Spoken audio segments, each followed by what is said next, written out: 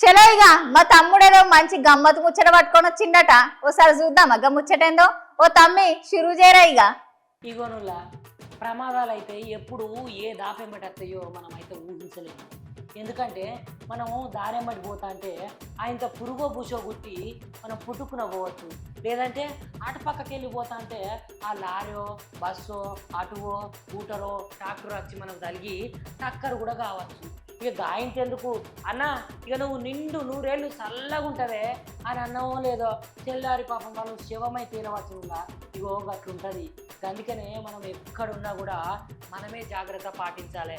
ఇంత దారిపోతా పోతా అంటున్నాం, లేకపోతే బండ్ల మీద పోతా అంటున్నాం, మనమే జాగ్రత్తగా హెల్మెట్ లేకపోతే గిలిమెట్ పెట్టుకొని మంచిగా ఉండాలి. ఎందుకంటే ప్రమాదాలు అనేటివి చెప్పిరావు కదా.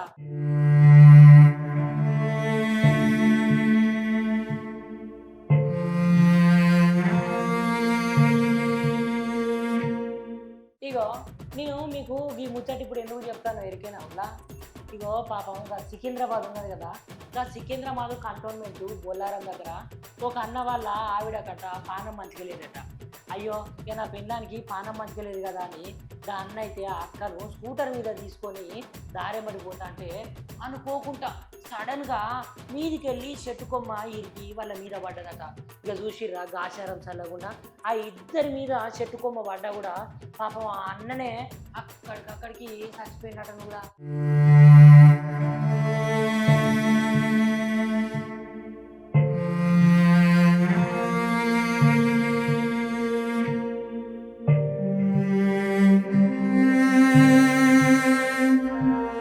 ఇక పాపం అక్కడ ఉన్న జనాలందరూ ఇక వాళ్ళని చూసి ఇక అక్కనైతే పాపం తీసుకొని అక్కడనే పక్కపంటి గవర్నమెంట్ హాస్పిటల్ ఉంటుంది కదా, ఇక గాంధీ హాస్పిటల్కి తీసుకొని పోయిరులా.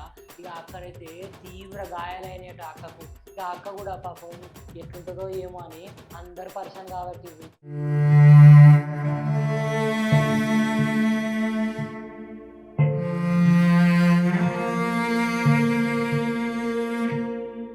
చూసిర్రా, మీరే బయటికి పోయేటప్పుడు జాగ్రత్తగా ఉండాలి.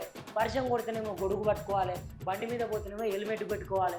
ఇంకా బాగా దూరం పోతే ఆ ప్రయాణానికి తగినట్టు మనము జాగ్రత్తలు తీసుకోవాలిగా. జాగ్రత్తలు తీసుకోకపోతే ఇగో గిట్లయితుంది. నిజంగానే ప్రమాదం ఎట్లొచ్చినా కూడా దాన్ని మనం తట్టుకునేటట్టే బయటికి పోవాలి తప్ప ఏదో పోతానం అత్తానం అని ఆదరా పోయినాం అనుకో, మనల్ని నమ్ముకొని మన ఇంకా కుటుంబ సభ్యులు ఉంటారు. పాపం వాళ్ళ కోసమన్నా మనం జాగ్రత్తగా ఉండాలి. మనం ఏ పని చేసినా కూడా జాగ్రత్తగా చేయాలి.